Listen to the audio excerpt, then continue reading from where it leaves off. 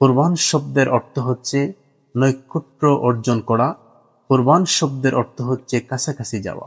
নির্দিষ্ট দিনে নির্দিষ্ট পশু আল্লাহর ওয়াস্তে সওয়াবের নিয়তে আল্লাহ পাকের নৈকট্য অর্জনের লক্ষ্যে জবেহ করাই হচ্ছে কুরবানি। রাসূলুল্লাহ সাল্লাল্লাহু আলাইহি ওয়াসাল্লামকে সাহাবায়ে কেরাম জিজ্ঞাসা করলেন, ক্বালা আসহাবু রাসূলিল্লাহি সাল্লাল্লাহু আলাইহি ওয়াসাল্লাম, নবী করিম সাল্লাল্লাহু আলাইহি ওয়াসাল্লামকে সাহাবায়ে কেরাম জিজ্ঞাসা করলেন, মা হাযিহিল আদাহিয়্যু ইয়া রাসূলুল্লাহ সাল্লাল্লাহু আলাইহি ওয়াসাল্লাম, এ কুরবানি কি? নবী করিম সাল্লাল্লাহু আলাইহি ওয়াসাল্লাম বললেন, সুন্নাতু আবিকুম ইব্রাহিম, এটা হচ্ছে তোমাদের পিতা ইব্রাহিম আলাইহিস সালামের সুন্নাত। তখন সাহাবায়ে কেরাম বললেন, ক্বালু ফামা লানা ফিহা ইয়া রাসূলুল্লাহ, এর মধ্যে আমাদের জন্য কি কল্যাণ নিহিত রয়েছে?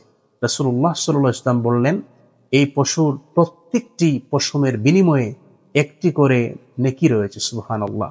তখন সাহাবায়ে কেরাম বললেন, ফাসুফু ইয়া রাসূলুল্লাহ, বকরি হলেও কি তাই? রাসূলুল্লাহ সাল্লাল্লাহু আলাইহি ওয়াসাল্লাম বললেন, হ্যাঁ, বকরি হলো এর প্রত্যেকটি পশমের বিনিময়ে একটি করে নেকি রয়েছে। এজন্য এই পশু একটা সম্মানিত পশু। এই পশুর সাথে সেলফি তোলা, নাটক করা, এই পশু দিয়ে টিকটক তৈরি করা, এই পশু দিয়ে আরেকটা পশুর সাথে লড়াই লাগিয়ে দেওয়া, এটা কখনো একজন মুসলমানের কাজ হতে পারে না। এটা হচ্ছে সম্মানিত একটি পশু। এই পশু জবেহের মাধ্যমে আপনি আল্লাহ পাকের নৈকট্য লাভ করবেন এবং কিয়ামতের ময়দানে এটা আপনার সাওয়ারি হয়ে সাওয়ারির কাজ করবে। এজন্য এই পশুর প্রতি অনেক যত্নবান হতে হবে।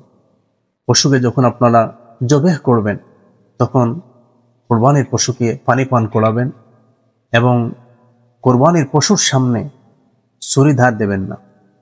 তারপরে কিছু নিয়ম রয়েছে। এই কুরবানির পশুকে বাম পাশে শায়িত করবেন যেন তার মুখ কেবলামুখী হয়ে যায়। জবেহের পূর্বে আপনারা দোয়া পড়বেন, ইন্নী ওয়াজ্জাহতু ওয়াজহিয়া লিল্লাযী ফাতারাস সামাওয়াতি ওয়াল আরদা হানিফান ওয়া মা আনা মিনাল মুশরিকিন ইন্না সলাতি ওয়া নুসুকি ওয়া মাহইয়ায়া ওয়া মামাতি লিল্লাহি রাব্বিল আলামিন লা শারীকা লাহু ওয়া বিযালিকা উমিরতু ওয়া আনা মিনাল মুসলিমিন আল্লাহুম্মা লাকা ওয়া মিনকা বিসমিল্লাহি আল্লাহু আকবার বলে আপনারা ছুরি চালাবেন এবং লক্ষ্য রাখবেন বিসমিল্লাহ যেন ভাদ না পড়ে যায়। যাদের অংশ রয়েছে কুরবানিতে তাদের নামগুলা উল্লেখ করে দোয়া করবেন।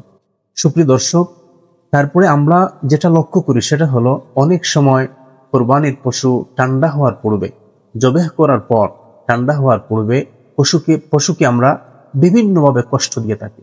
অনেক সময় আমরা দেখি পশুর গলার ভিতরে যেটা একটু দেরি হচ্ছে মরার জন্য, জবেহ করার পরে একটু দেরি হচ্ছে, এর জন্য আমরা অপেক্ষা করতে পারি না, এর গলার মধ্যে ছুরি দ্বারা আঘাত করা হয়, কষ্ট দেওয়া হয় পশুকে। সাবধান, এগুলা করবেন না। পশু ঠান্ডা হওয়ার আগ পর্যন্ত পশুর চামড়া তোলার জন্য আপনারা প্রস্তুতি নেবেন না। যখন পশু ঠান্ডা হয়ে যাবে, ঠান্ডা হওয়ার পর আপনারা চামড়া তোলার চেষ্টা করবেন।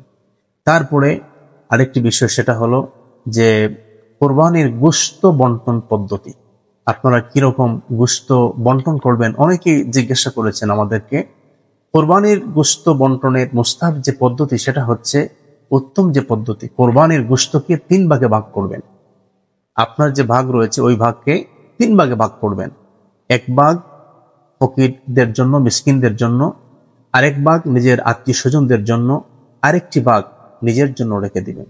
মনে রাখবেন, ঈদ ওই ব্যক্তির জন্য নয় যে শুধু নিজে সুন্দর কাপড় পরিধান করে আর নিজে শুধু খুশি হয়ে ঘোরাফেরা করে। ঈদ হচ্ছে ওই ব্যক্তির জন্য যে মানুষের প্রতি সহমর্মিতা প্রকাশ করে, গরিব দুঃখীদের খোঁজখবর নেয় এবং আত্মীয় স্বজনদের প্রতি সুন্দর ব্যবহার করে, বন্ধুদের সাথে উত্তম আচরণ করে। ঈদ হচ্ছে তাদের জন্য।